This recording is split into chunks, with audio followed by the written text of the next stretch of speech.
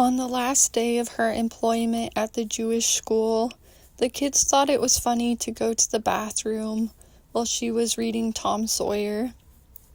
They were at the scene where Tom was getting his friends to whitewash the fence. The parents at the school were spreading gossip around their children, who repeated it in class, like the parent who said she was Miss Parmesan, and she wondered why she would get so offended over being called spaghetti confetti. They just don't want to fire her without having someone else, Elijah said. Otherwise they would do it. Yuri got two of his fingers caught in the door she was trying to shut. "Are you crazy?" Asher asked. "Yes, I am," she said.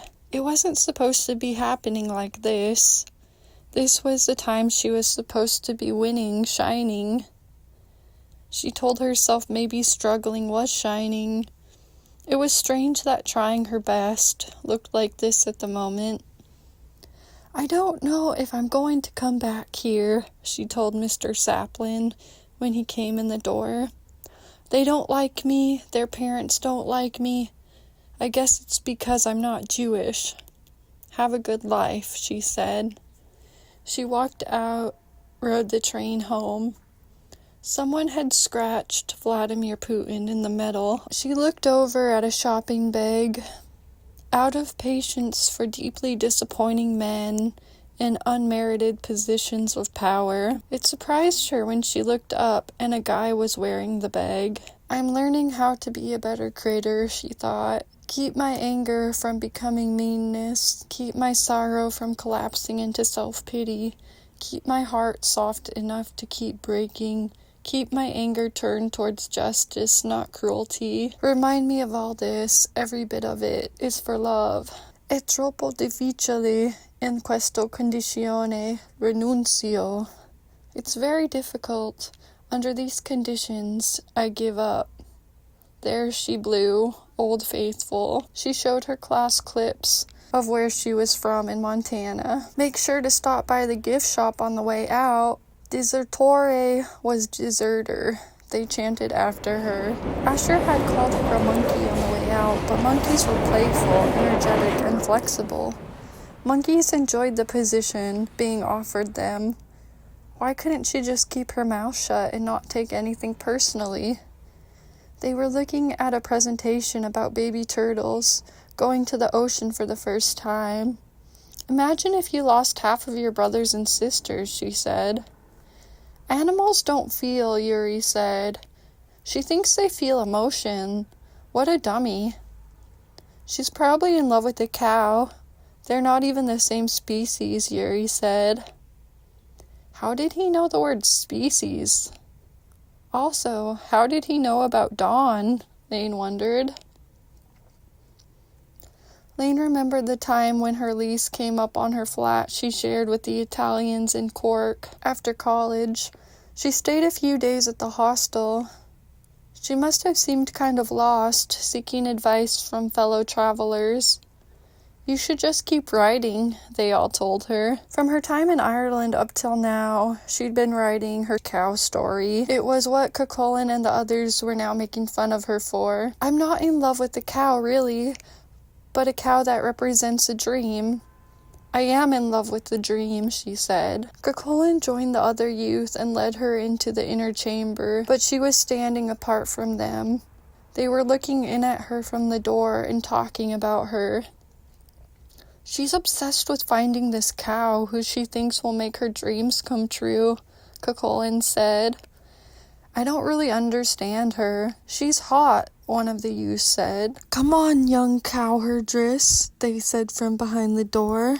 They laughed. She knew they were egging her on. She must not react. She knew she wasn't from there, that she was a modern-day woman trapped in an ancient legend. But sometimes it felt like it was the other way around, that they were the modern ones, and she was the ancient one.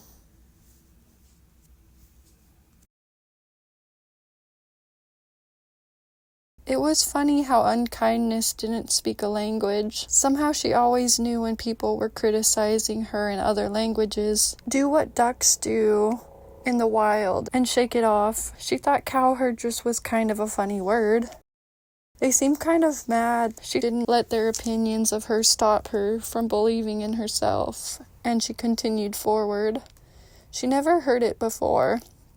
Laine wondered if cowherdress was like a modern-day milkmaid. Guys always found milkmaids sexy. She looked up cowherdress. It said one who tends to cows, also known as Gopika. In the story of Radha Krishna, the Gopikas were cowherdresses who were enchanted by Krishna's beauty and the sound of his flute. A cowherd is a person who is employed to care for cattle and also perform other duties on horseback. I like the horseback part. I just need to find a horse. She always wanted to learn to ride. Maybe it was her second chance to take a stab at her dreams, and she imagined riding a horse to the finish line of what had been a very long journey. For her, riding a horse might be teaching, bridging her creative talents and her entrepreneurial spirit with something practical she might do to help others. Yes, I was kind of triggered, but I'm okay now, she said. The universe swept her off her feet, she thought. It filled her soul with the connection she needed. It's what it felt like by moonlight on horseback, going to her death, and to another day of teaching with a smile on her face, and she was excited for it. Death looked like purpose, and being reborn to her true self. By going into the shelter home in handcuffs, Cuchulain had a chance to redeem himself. And Laine could redeem herself too, as long as she saw her worth. You're not responsible for how your truth is received. You are only responsible for giving and sharing it.